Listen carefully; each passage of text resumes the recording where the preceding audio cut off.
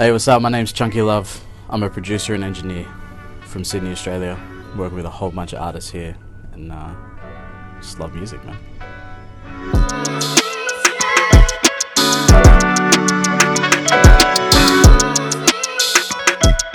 Originally, I thought I was just going to be a guitarist for like whoever. Like, I'd just be a famous guitarist.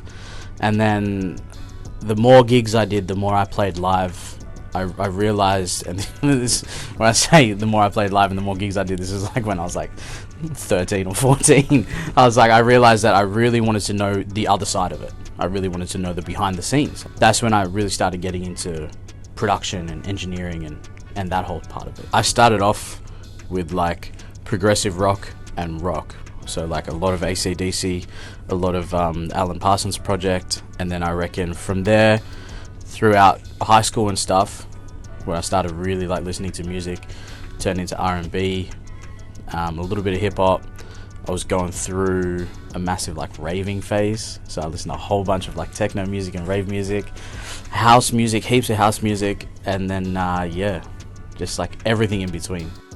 So my mum's background is Portuguese, and so growing up I'd listen to a lot of Portuguese music. Their traditional music is called fado. So my love for like all the Latin sort of style stuff that I play, and Carlos Santana and all that sort of thing, that came from that.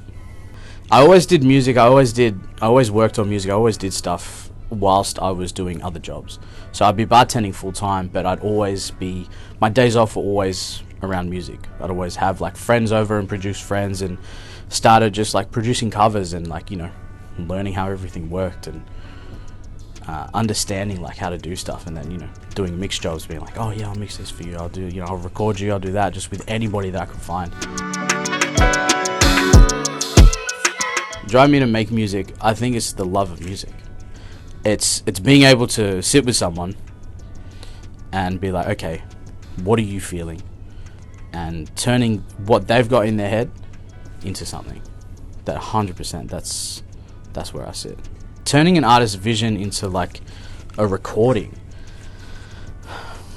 half of that is connecting with the artist, creating a rapport with the artist enough that you can say, I know, doesn't matter how they describe something, you know what they're trying to say, which is a super important part of this whole process, because not everybody knows how to be like, oh, can you just lift like 4K on that synth, or can you just add a touch more reverb and then like sidechain that and DS the vocal a little bit more, you know, like you know, all this terminology that we use every day.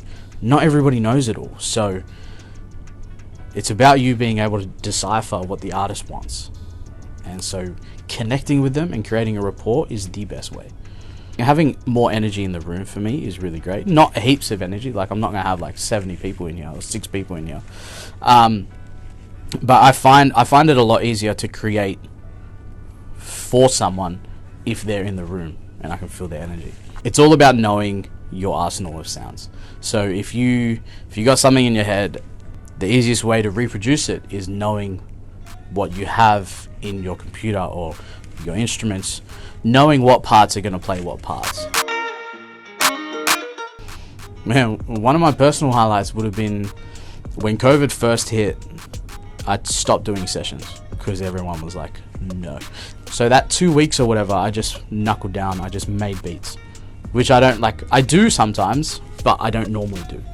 And that for me was like a really like big time of growth, because, you know, all I was doing, I wasn't focusing about what an artist wanted or whatever wanted. I was just focusing on what I thought was best for the vocal that I was working with. Working with artists for me is the easiest thing, but like being able to create without the artist is super important, because, you know, you don't always have the opportunity to have the artist in the room with you. And another highlight was just the songs that have come out this year, just the different mastering jobs that I've done for people.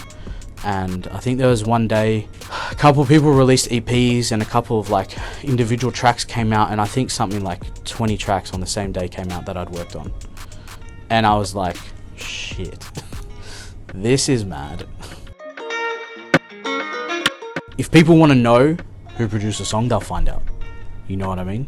If people want to know who mixed a song, they'll find out. If people want to know who mastered a song, they'll find out. Sometimes I think, yeah, there's a lack of recognition, But I feel like if the onus is also on us as producers. I think there's enough available for us to be recognized. People want to know who the producers are, you know. That's why, you know, people like Metro Boomin and all these people, yeah, they use beat tags, sure, and they're catchy and things like that, but there's obviously something going on with the producer side of things that's making us important.